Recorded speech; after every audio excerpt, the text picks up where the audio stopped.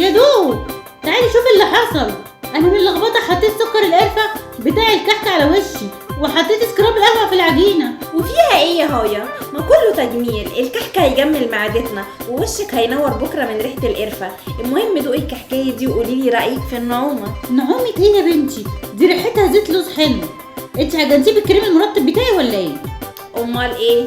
مش انت عايزه كحك ناعم؟ مفيش انعم من لوشن جوز الهند.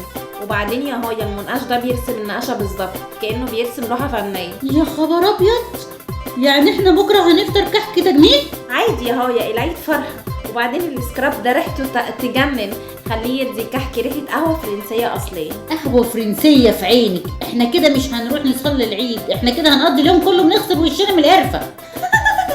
استني بس، دي الموضه الجديده كحك السكين كير. تعالي جربي واحده قبل ما السكر ينشف. سكر ايه يا دو؟ ليله الوقفه قلبت صالون تجميل. تعالي هنا.